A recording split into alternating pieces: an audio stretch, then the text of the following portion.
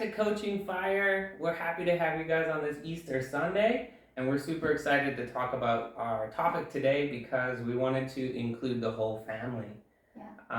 So today we're going to give you some money saving tips, especially if you have children in the house and you want to help your children learn about money. This comes from an old Chinese proverb, and it's one thing that we've definitely talked about and we kind of want to implement if we ever have our own little family someday.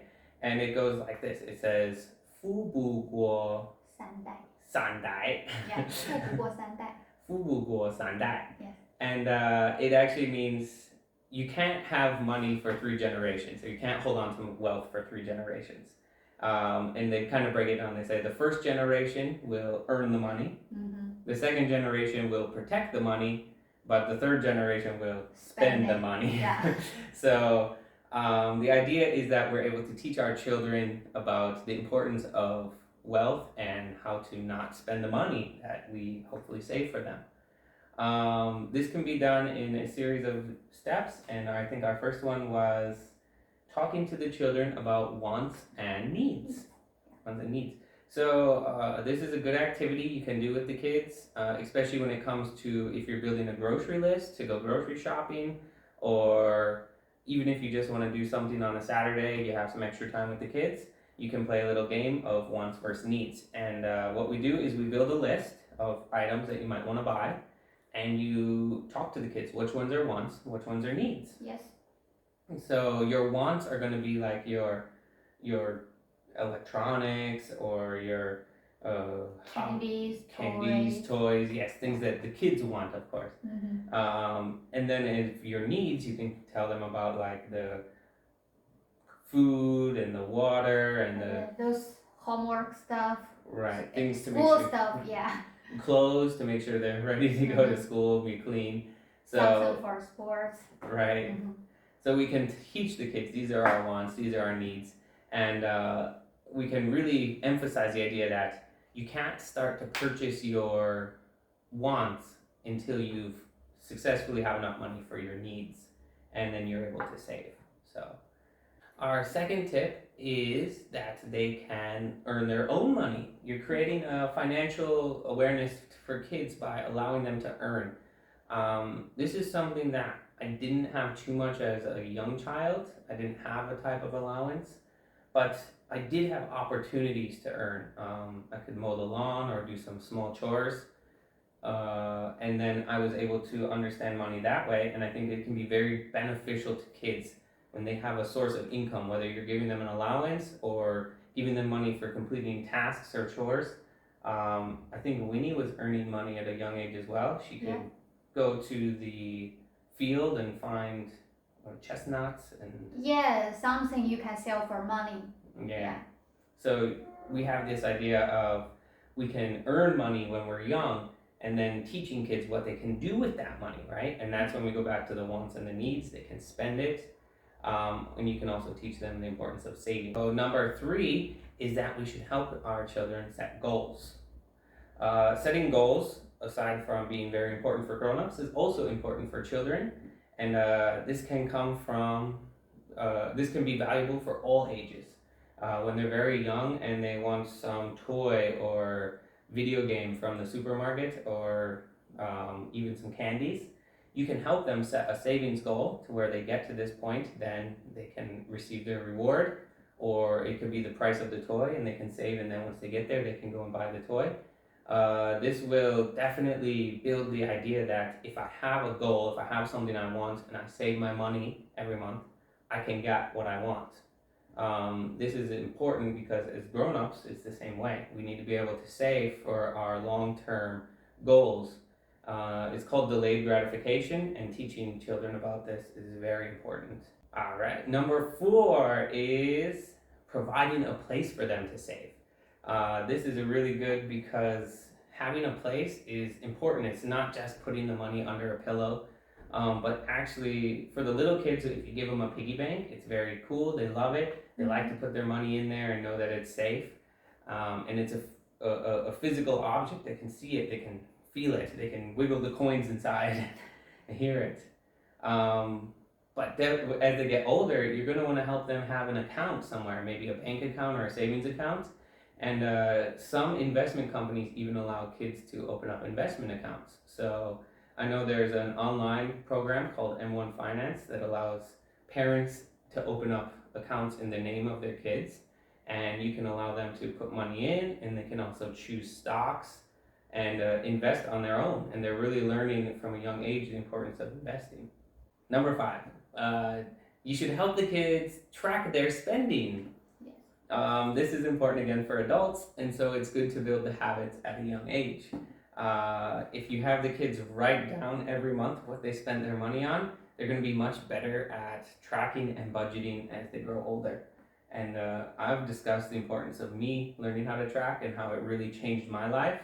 I think that's step 1 to anyone who wants to change their financial aspirations and really become free of financial burdens.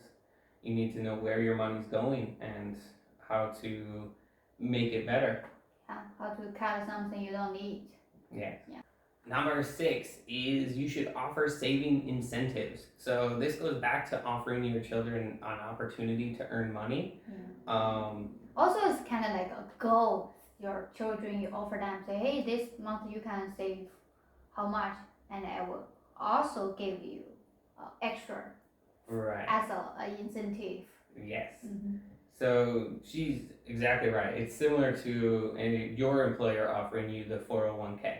So you say, hey, if you put this much in your savings, I will also put that much in your savings, and your savings will be double. So you're incentivizing the children not to spend their money right now. You say, hey, if you don't buy that toy, if you put it in savings, you'll have even more money in the future. So I think for teaching kids about savings, that's a very important role because they will eventually work and have a job and potentially have a 401k opportunity. And if you teach them now, hey, you get extra money if you save, it's true, and it's a very good plan. So we should do that. All right, number 7, we can act as their creditor. This is an interesting philosophy. I borrowed it from some blog that I read online, but I thought it sounded kind of cool. It's that you can borrow money to your children. If they're at the supermarket or the store and they see something that they really want and maybe they don't have the savings for it yet, you can offer to buy it and tell them they need to pay you back with their monthly allowance or their chores. But the trick is you're not just taking back the price of the object, but you're also going to be charging them the interest that a bank would be charging or a creditor would be charging. I wouldn't recommend anything too obnoxious. Don't give them the 24% credit card rate. But you can make it more expensive, add like a $10 charge or something, whatever is reasonable, and just let them know, if you use money you don't have right away, you're gonna end up paying more in the long run because you didn't earn that money yet. So it's best to teach them the downsides of borrowing money as they're young before they get into college and graduate and they end up with a lot of debt. And when they're young and you're the creditor, you could take the extra money that they pay you and just put it in their savings account so they're really paying themselves. But it's better than getting into trouble later in life. Yeah, in China, kind of common right now. Many online company will loan money to you and charge you so much Yeah, extra. so it's important to teach the rules that actually borrowing money to buy something today is going to cost you a lot in the long run. Number 8, and maybe one of our most important points, is to be comfortable talking about money in your family. It took me a long time to be comfortable to be able to sit here and talk to YouTube or even my wife about money. As I mentioned in my previous video, it took us about 7 or 8 months to be together before I even told her about all my debts and troubles. Because when I grew up, it's like money is a very almost taboo subject. You don't talk about it. It's very different in China. I listened to my wife and her family, and my in-laws, and they often talk about money together. Yes. But before I really pursued this fire, I never talked about money with my family. We just kind of assumed everyone was okay. So I think it should be a more common topic to talk about and tell your kids, it's okay to talk about money, and if you have questions about money, ask. And if you want to know what you should do with your money, feel free to ask. It shouldn't be something that we keep secretive. Yes. Especially like when I grew up, parents often talk about the money. Feels like the parents trying to teach kids, hey, save money, don't spend all your money, don't borrow money from somebody, it's bad. That's probably how Chinese. No, they're so good at saving money Yeah, in we're China. good at saving money now. Yeah. And our last one, tip number 9, is to set a good example. So all of these tips that we just recently laid out, we should be expecting you guys to follow them as well. If you're following FIRE, you're already going to be doing most of these. But you definitely want to be a good role model for your children. They're going to be able to see you budgeting every month.